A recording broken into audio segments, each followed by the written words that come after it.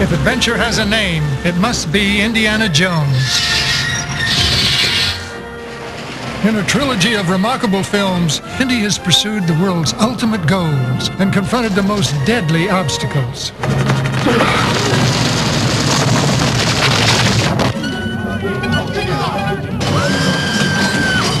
We got company!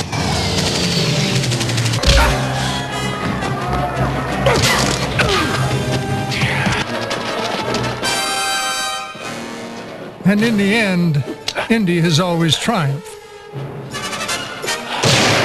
This classic hero recently became a part of history when actor Harrison Ford presented Indy's brown fedora to the Smithsonian Institution. I think that he's an effective character. He's the kind of person that makes things happen. Indiana Jones follows in the tradition of both movie heroes and true-life adventurers. In the next hour, we'll travel behind the scenes to explore Indy's latest quest, and we'll journey beyond the screen to meet some real-life adventurers. From the Harvard scholar who dared to enter the secret society of voodoo, to the courageous explorer who witnessed the rituals of headhunters. There are battles of man versus nature, expeditions to the ends of the earth, and the challenge of conquering the oceans in between. We'll see the amazing discovery of treasures from the past and a look at the future with a new generation. In the world of adventure, the obstacles become challenges, the quests become obsessions, and it all begins with Indiana Jones.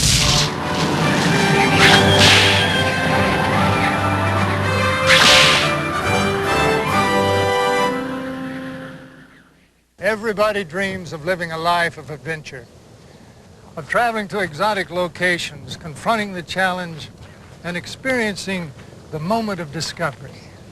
Well, Indiana Jones embodies all the qualities of a great adventurer, and like his real-life counterparts, he pursues his quest with single-minded determination. Now, he may crack his whip once in a while, but it's all in the name of adventure.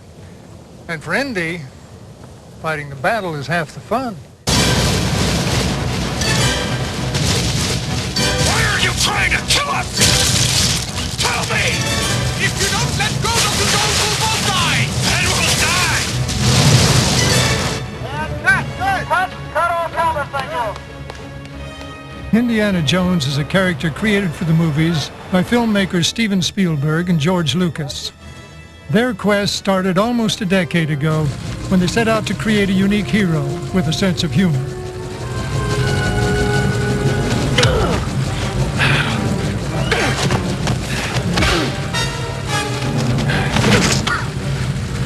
Indy began as a professor of archaeology, whose thirst for knowledge draws him into a life of adventure. What makes him a hero is his tenacity. When he goes after something, he just wears blinders to everything around him, including the dangers that surround an archaeological expedition. He has a real love of archaeology, and I think that ultimately is the one thing that motivates him. His love of the great mysteries, his love of wanting to discover ancient cultures and the artifacts of these cultures.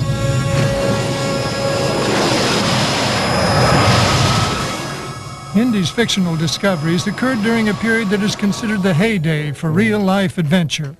From the early 1900s to the 1940s, advances in technology and transportation allowed those with an adventurous spirit to follow their dreams and share them with the rest of the world. Dateline, Egypt, February 16th, 1923.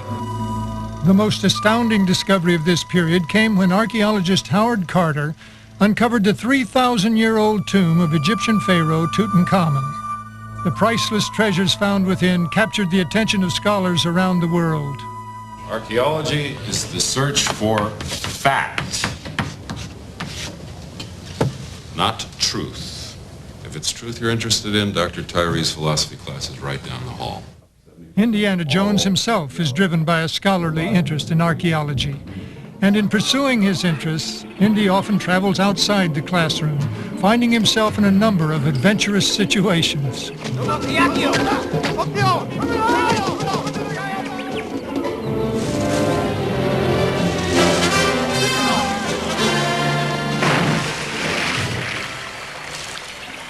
A present-day adventurer who shares much in common with Indy is Harvard scholar Wade Davis, a man whose exotic studies have taken him around the world. From the Amazon rainforest to the jungles of Haiti, Davis's encounters with danger have given him a reputation as a real-life Indiana Jones. The Indiana Jones thing is just great fun. I mean, it's a wonderful fantasy. I love the idea that he's a scholar who also has adventures and has fun. I'm very fortunate in that I've been able to find a way to experience the thrill of adventure, the quest of the search, and the satisfaction of the discovery in a format that I can actually make a living at it.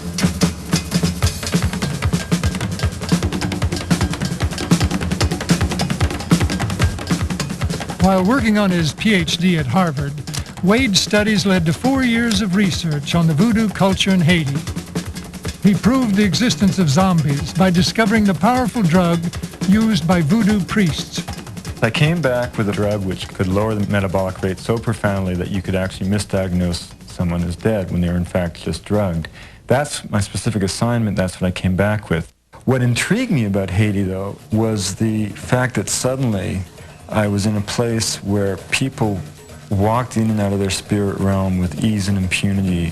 When you see, for the first time, completely sane and ordinary people, possessed by their spirit, handling burning embers, it cracks certain mirrors of my scientific rigidity. I mean, it was a very interesting thing to be doing a PhD at Harvard while you were going into places that took you beyond your imaginings.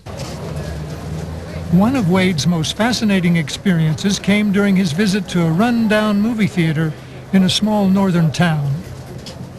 And you have to understand that people that don't know television and don't know a two-dimensional world don't see movies as entertainment. They see it as a piece of life coming down in front of them. So they don't watch a movie, they enter a movie. The movie that night was the first Indiana Jones movie. And everything on the screen was reality. And so when you reach the end of the movie, when the effervescent thing comes out of the Ark of the Covenant, I mean, that was the spirit realm coming to life. It was all the most darkest forces of black magic. So suddenly the place broke out into pandemonium, and there were shouts like, "Pregnant women, tie a yellow ribbon on your left elbow, children out the back door," and the whole place scattered out to the street.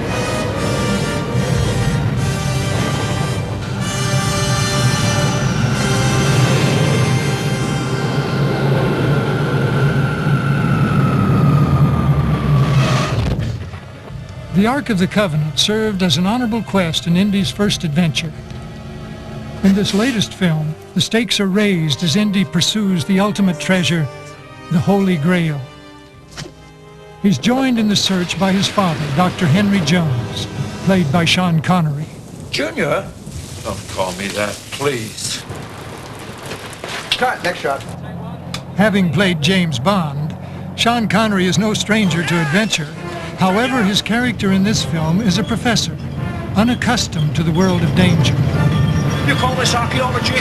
Get out of there, Dad! This unlikely team is reluctantly drawn together to battle some dark and sinister forces. The quest for the Grail is not archaeology. It's a race against evil. If it is captured by the Nazis, the armies of darkness will march all over the face of the earth. Do you understand me?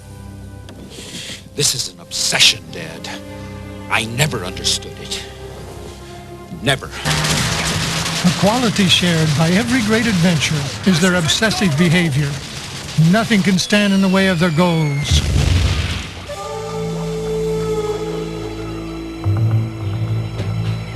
Consider Dushan Jersey, a man so obsessed with studying headhunters on the South Pacific island of Borneo that he nearly became one of their victims.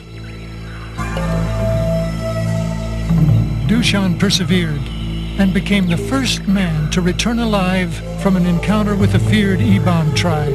When I go in an expedition, I'm looking for different things. I'm looking for something that will help me to grow emotionally, and danger is part of it. Dushan's journey would take him into the uncharted jungles of Borneo, where he faced a hostile environment full of perils.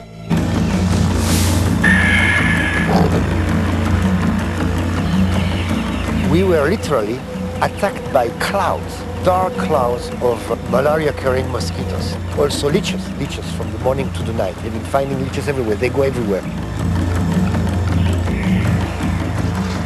Duchamp's obsession kept him going until one morning when he faced his first deadly confrontation with the headhunters. All the men of the village, 40, 50, stop and then suddenly scream and send all around you spears, arrows. If you move, you are a dead man. If you don't move, it's perfect.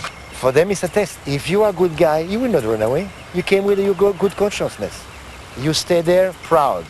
Temporarily gaining their trust, Duchamp spent the next several weeks observing the secret society of headhunters. What he learned was astonishing. For special ceremonies such as a wedding, a birth, or a harvest, Iban tradition required that a head be taken. While Duchamp was allowed to live among the Iban, he was still an outsider. It was soon apparent how vulnerable he became. One day, something felt strange in the village. People stopped talking to me. Something was about to happen. My uneasiness grew. The villagers were getting ready for an important ritual, and they would need a human head. The young warriors would probably take mine. As Duchamp became the headhunter's likely victim, he desperately searched for a way to protect himself. The only solution was to become a member of the tribe by initiation. The natives tested Duchamp's manhood by placing him in a pit of deadly ants. Then they hunted him through the jungle for 3 days and nights. Finally, he was rewarded with the tattoos of a warrior. I saw more than ever that if I survive that, it's over, I will find a job in a bank, and my only holidays would go to the beach if it's not more than 5 miles from my house. Duchamp was saved, but not so for an unlucky tribesman from a neighboring village. The Iban had claimed another victim. Duchamp, Jersey, finally observed the ritual he had come to see, having barely survived his own encounter with the deadly headhunters. How can you appreciate life if you don't go on the edge of where life could stop? And that is what attracts me, what pushes me to go and to challenge myself. I am just prisoner of my dreams, and danger is part of it. This Grail tablet speaks of deserts and mountains and canyons. Pretty vague. Where do you want to start looking? For many adventurers, the nature of the quest leads them to the far corners of the earth. Whether it be navigating the oceans, forging through rainforests, or crossing uncharted deserts, adventure knows no boundaries.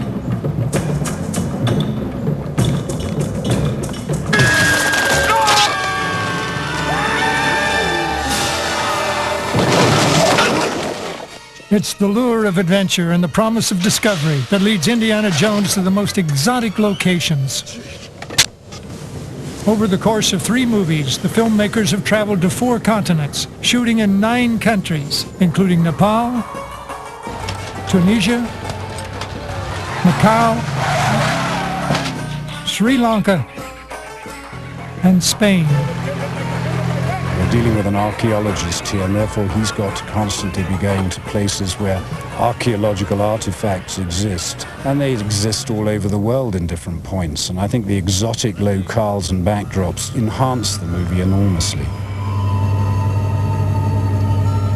For Indy 3, the cast and crew traveled to the authentic archaeological site of Petra in a remote section of Jordan.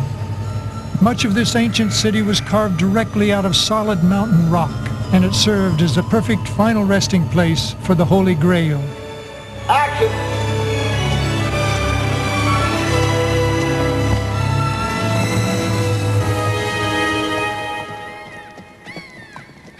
For the filmmakers, shooting in and around this desert city was a grueling experience, with temperatures often rising into the hundreds.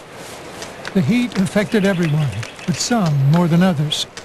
Okay, this is where we make a hard turn left to right. It's the same as this one, only the other shoulder. Okay? Indiana Jones has faced the harshest of conditions, as adventure has taken him from the scorching Sahara to the freezing Himalayas. Nature is simply one of the many obstacles he has encountered.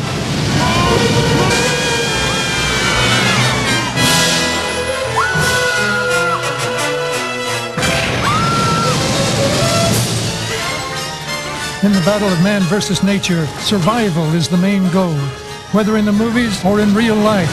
That wasn't so bad, was it?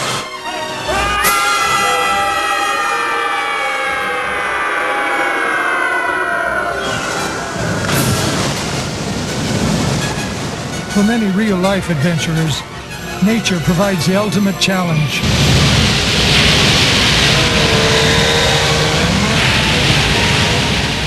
Sir Ranulph Fiennes, described by the Guinness Book of Records as the world's greatest living explorer, has faced the ultimate and natural obstacles on his wilderness expeditions.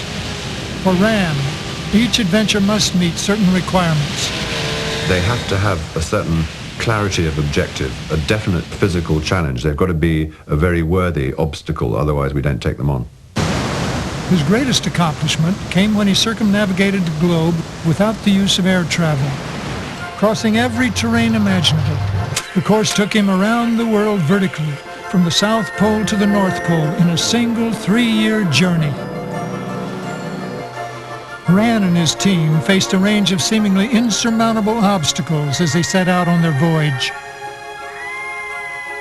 Historically, other adventurers had attempted similar feats. However, in these early battles of man versus nature, nature wore the laurels of victory. There's a sort of common line between the historic explorers, which is usually a desire to go and see what lies beyond the furthest mountain, a sort of curiosity which is built in. One of Rand's childhood heroes was British explorer Ernest Shackleton, whose goal was to cross and chart Antarctica. In a specially designed wooden schooner, aptly christened the Endurance, Shackleton and his crew of 28 met the challenge head-on. However, midway through the voyage, Mother Nature took the upper hand. The Endurance became wedged in the middle of the ever-shifting ice and was eventually crushed to kindling by the pressure of the glacial freeze. Shackleton and his men survived, but the forces that defeated their mission would 60 years later turn their unrelenting fury on Ran Fiennes. You've got to work on yourself in order not to even think about failure. Your whole mind is focused on the policy of getting around the obstacles and the strategy of the next hour of how you're going to get around it. And that's what takes up every moment of your thinking time. Though he faced a variety of harsh weather conditions during the expedition, it was the North and South Poles that provided the toughest natural obstacles. In the Arctic, it's just thin ice on sea, which is maybe 17,000 feet deep, and if you fall in, you don't have all that long to live, so you try not to fall in. Weakened by the sun, the massive ice floes would constantly shift and move. The ice is great for people with no imagination. Any imagination at all is big trouble, because the noise of the movement of the ice makes you start thinking bad thoughts. And that is a sure way of not getting any sleep at all. The conditions at the South Pole posed an entirely different threat. When you're traveling in the Antarctic, the danger is to fall down a crevasse, which is covered by snow, and there's no way of knowing where the crevasse is until you've trodden on it and fallen into it, then you know where it was.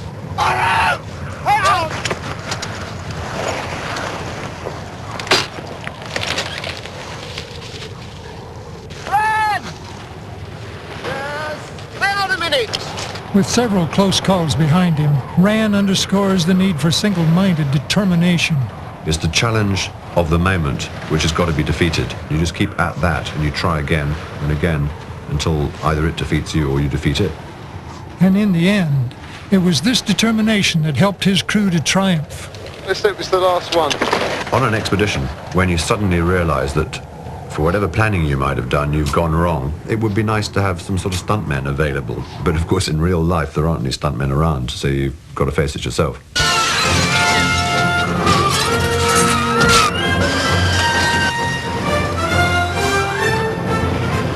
Indiana Jones faces many life-threatening situations as he overcomes his obstacles, but he has a distinct advantage, a complete team of stuntmen and technicians.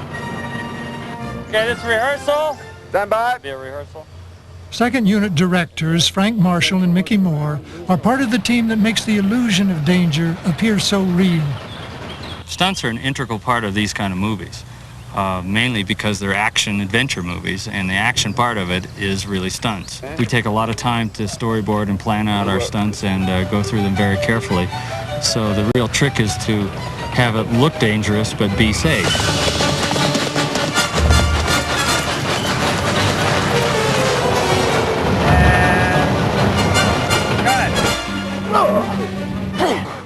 Another key member of the troupe is veteran Vic Armstrong, who has served as Harrison Ford's stunt double since the original Raiders of the Lost Ark. Together they fulfilled the requirements for the perfect actor-stuntman team. They have to be about the same size. Yeah, exactly. And look about the same, and that's a real advantage with Vic, because we do. My wife spent several nights with him by accident. Lastly, the special effects experts create state-of-the-art mechanical effects, like an earthquake for Indy 3. Here we go. Action!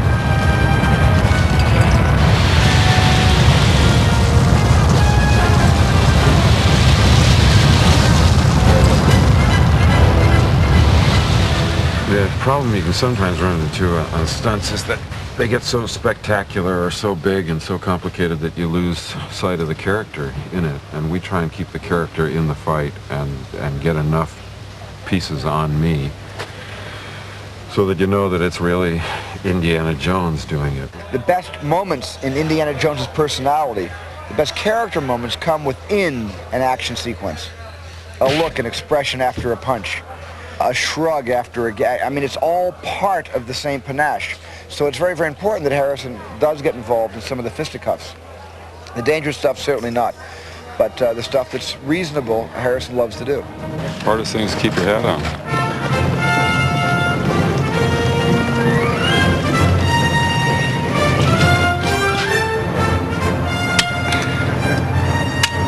That should do it. Harrison had to do more than just keep his hat on for the film's crucial tank chase across the desert. In this scene, the stunt duties would be divided between Vic and Harrison. The more challenging jumps and falls would be handled by Vic.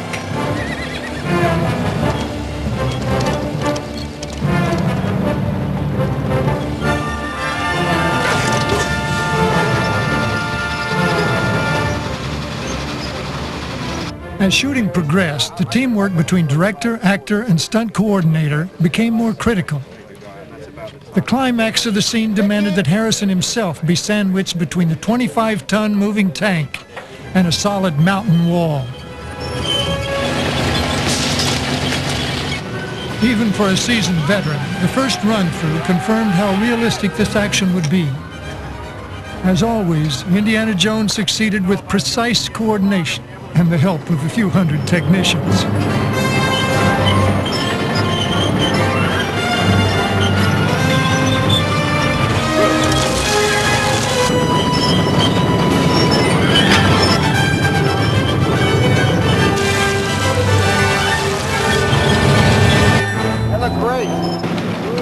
After having his face scraped, his head dusted, and his body battered, Harrison faced one last obstacle: being drowned under torrents of water.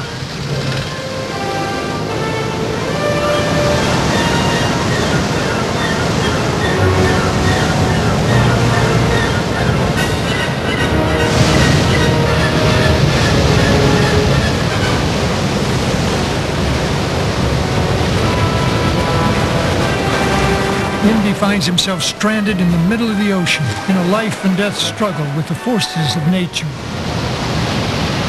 In real life, man is dwarfed by the challenge of the high seas. Imagine sailing around the world on a solo voyage, braving the most dangerous conditions alone, spending more than 6 months with no human contact whatsoever. Meet Dodge Morgan, a successful businessman from Maine whose quest began more than 25 years ago. Insofar as the voyage is concerned, it was a dream that I had when I was about 30, that I would one day make a significant sail alone with a boat specifically designed for the job. When I was 53, I got to keep that promise. Leaving his wife and children behind, Morgan set out from Bermuda in his custom-built vessel, American Promise. The boat was equipped with 6 automated cameras to chronicle the voyage.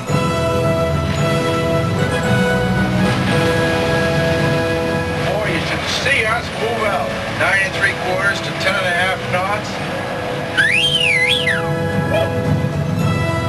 As he trekked across the Atlantic, Morgan faced a number of obstacles, including fierce and unexpected storms. One would think maybe that the most difficult moments were the storms, but in fact, the most difficult moments were in the calms. There's nothing, I don't think, more debilitating than to be on a small sailboat with no wind.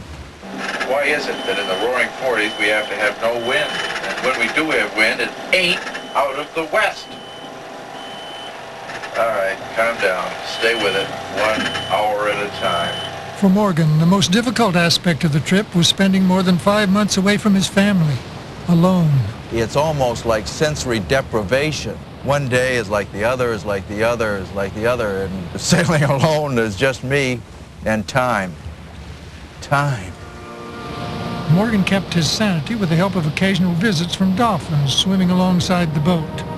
During the voyage, because there was really so little evidence of life of any kind, when I did have that evidence, it was very, very heartwarming.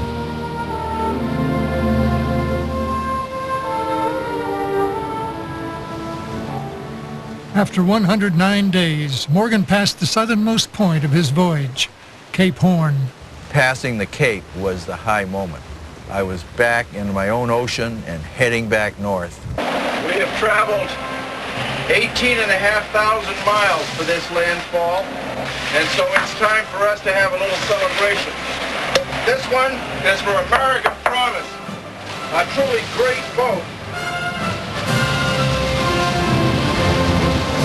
5 weeks later, Morgan arrived back in Bermuda, 150 days after he left, breaking all previous records and fulfilling a dream that began a quarter century earlier.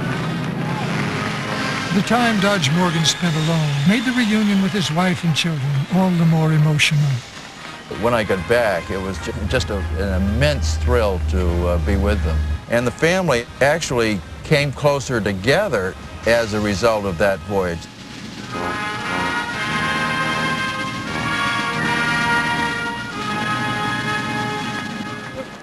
Family becomes an important element to Indiana Jones as he gets reacquainted with his father on his latest adventure. As is often the case, individuals are drawn together in pursuit of the same goal. Junior, you did it. No, Dad, you did. Besides his father, Indy is united on this mission with Dr. Elsa Schneider. Women have often served as Indy's partners in adventure. I think that Indiana Jones loves women, but he has a job to do. Always knew someday you'd come walking back through my door. Karen Allen was a pretty good partner. She was a peer to him. They were pretty equal. I need one of the pieces your father collected. In the second picture, the torch singer, Willie Scott, was much more of a spoiled rich girl who didn't like being in the jungle. The place is completely surrounded. The entire place is crawling with living things. That's why they call it the jungle, sweetheart. In this movie, the girl has a much more complicated purpose. What do you think is going on here? Since I met you, I've nearly been incinerated, drowned, shot at, and chopped into fish bait. Elsa Schneider is an art historian, a very strong-willed lady. She is, in my mind, quite similar to Harrison or to Indy, whereas he goes out and gets what he wants, and she's the same. Just like the women before her, Elsa finds herself entangled in Indy's adventure. Are you crazy? Don't go between them! Go between them, are you crazy?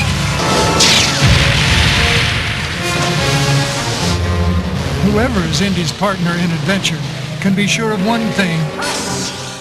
Humans won't be their only adversaries. Obstacles faced by adventurers come in all shapes and sizes, and who can say what we might find right around the very next corner? Now, while tackling these obstacles takes a great deal of physical skill, there is one hurdle that we sometimes can't overcome. Our worst fears. I step on something. Yeah, there's something on the ground. During his lifetime of adventure, Indiana Jones has come face to face with many members of the animal kingdom,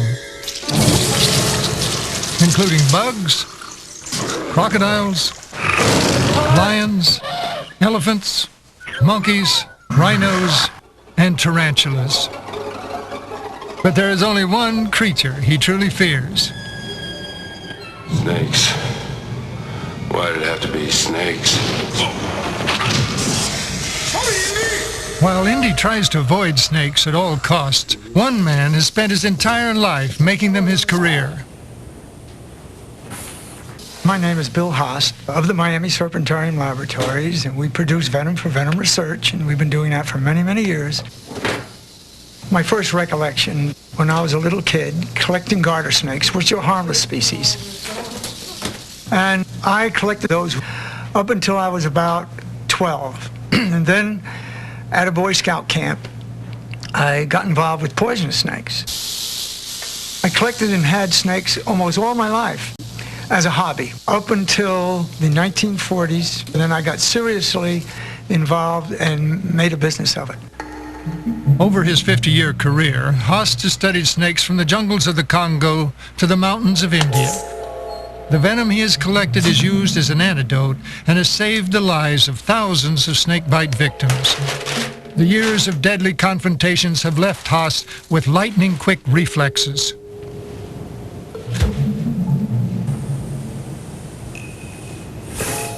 Unfortunately, his reflexes have not always proved quick enough. Throughout this career of mine, I've been bitten 148 times, and by numerous species. About 17 times I was carried into the hospital horizontal. Saved by his own vaccinations, Haas lives to tell the tale. I think I'm fortunate. Too many people are, square pegs and round holes in making a living. And I'm very fortunate, and my hobby is my living. While Indy has confronted many snakes in his own career, his latest adventure introduces a new menace. Oh, rats.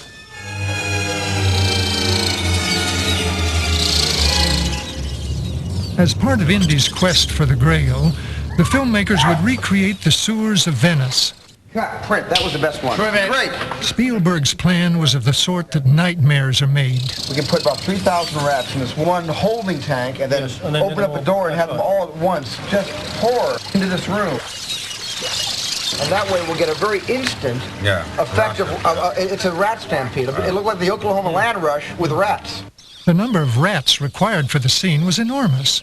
But for one man, Spielberg's request was not unexpected. For Raiders, I was asked to find 20,000 snakes. And for the Temple of Doom, it was 50,000 bugs. And then about December of this year, I was asked to find 1,000 of these sewer rats. The order grew to 3,000 and then to 5. An entire warehouse became an enormous rat kennel, and a unit of top-notch rat wranglers was brought on to herd the beasts to and from the set. Let's put a few more rocks there. To realize Spielberg's vision of a vile and decaying environment, the rats would infest virtually every inch of the set. No stone would be left uncovered. Well, I think that solves it, Steve. For the safety of the cast and crew, each rat had been certified free of disease, but for some, the scene was still unsettling. I was nervous, but everybody's nervous. I think Harrison's even nervous.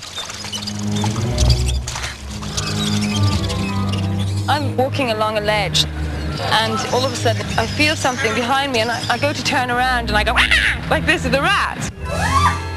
And the rats looked at me and went, ah! And we both went our separate ways. Get the rats, guys! Although at first it was an uneasy alliance, the cast would eventually warm to their furry co-stars. You dirty rat. You dirty rat. Just like their human counterparts, the rats had their own stunt doubles for the more dangerous scenes. We have a big fireball sequence, and we really don't want to burn those poor little live rats, so we're going to burn up our big rubber rats instead. 1,000 mechanical rats were specially built to create the frantic, fiery stampede. This one is a rubber band rat, which is working similar to airplane propellers. And we just wind this one up just like a model airplane. And then you let it go, whee! Gives a very good effect.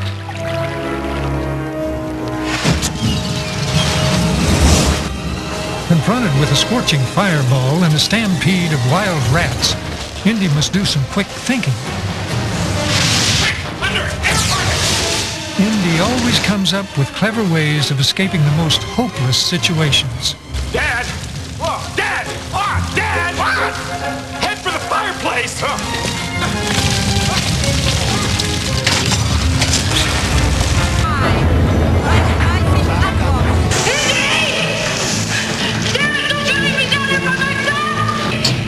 Here we go! Get ready!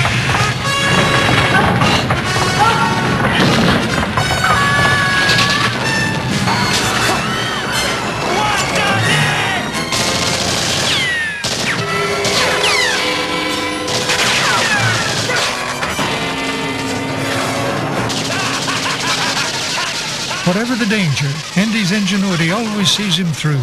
Come on! I didn't know you could fly a plane! Why, yes! Land, go! Ingenuity is a quality shared by every great adventurer, along with the spirit of innovation.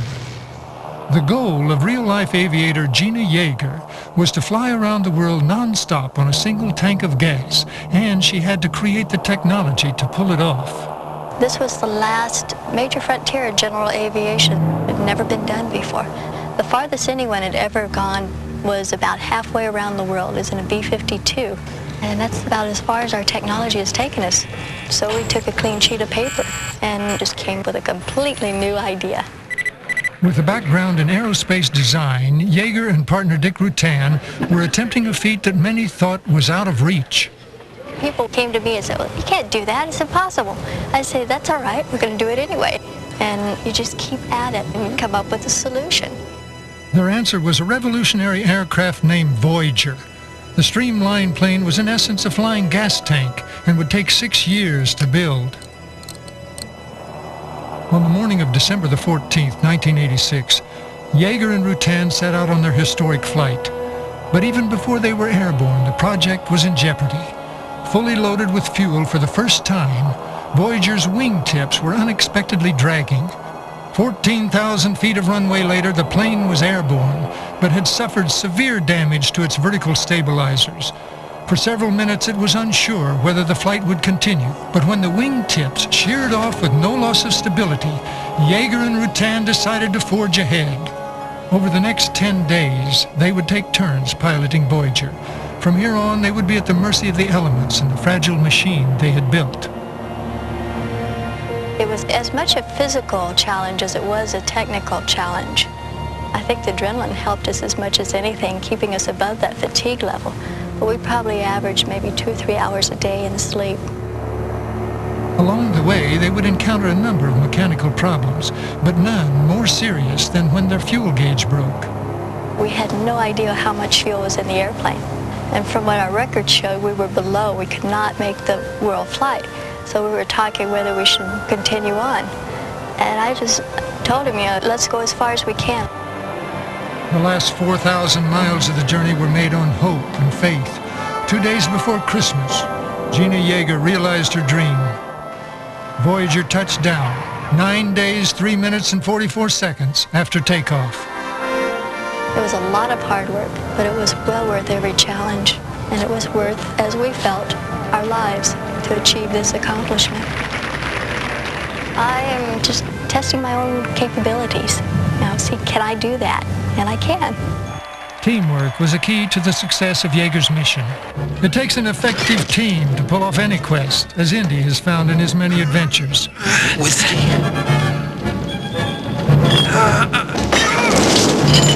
Short round. Step on it. Hold on to your potato. Run.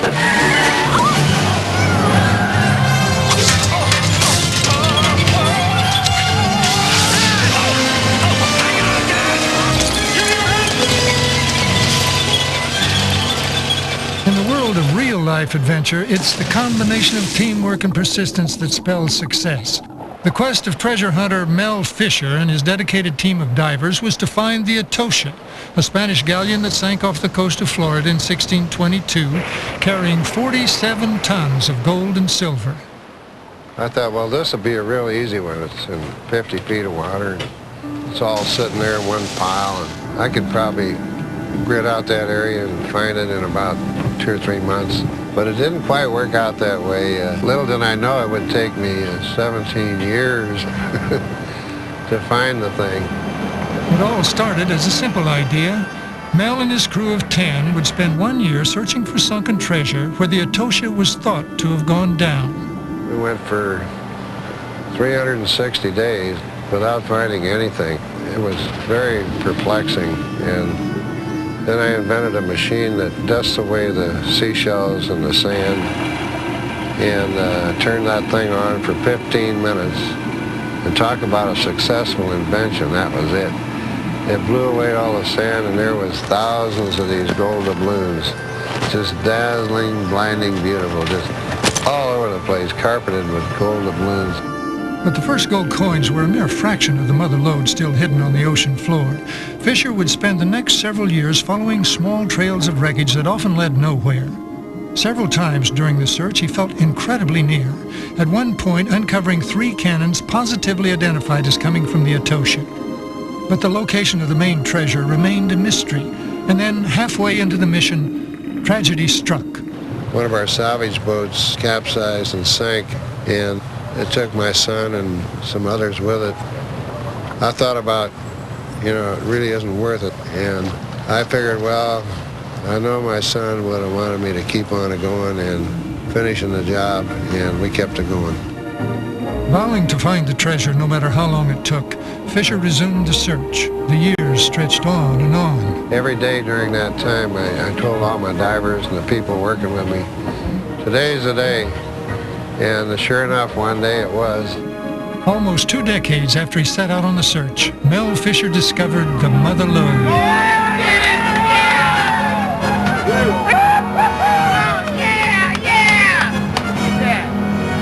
Solid gold pieces of almost 24-karat purity, intricate gold chains, rare emeralds, and over 1,000 silver bars weighing 70 pounds each. Mel's 17-year quest ended in victory, but like every great adventure, it was not an easy task. It's a challenge every bit of the way. You just don't get it. You got to go for it. Sharing your adventures is an interesting experience. The Last Crusade may be Indiana Jones' final quest, but his spirit of adventure lives on. Our next generation of real-life heroes is exploring new frontiers, carrying a message of peace. Okay, Tony, you're cleared for takeoff. While most 4th graders are busy with homework, 11-year-old aviator Tony Aliangina brings adventure to the global level with an idea of his own, the friendship flight. I want to fly around the world because I really like flying, and my dad said, the only way you can do it is think of a good reason. So I came up with the friendship flight idea. I wanted to help promote peace between the U.S. and Russia. Tony's plan was an ambitious one. He would gather signatures from children across America, putting together a message of peace to present to the Soviet people.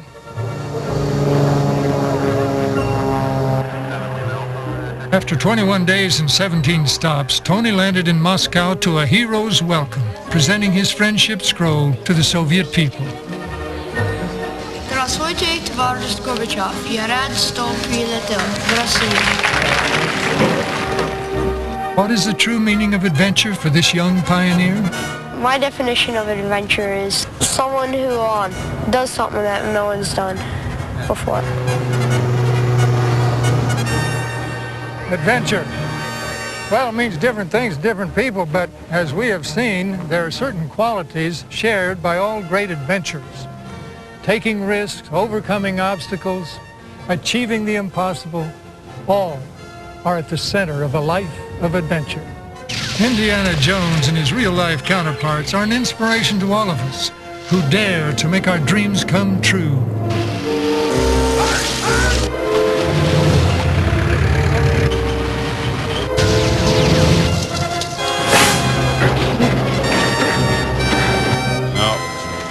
day at the office.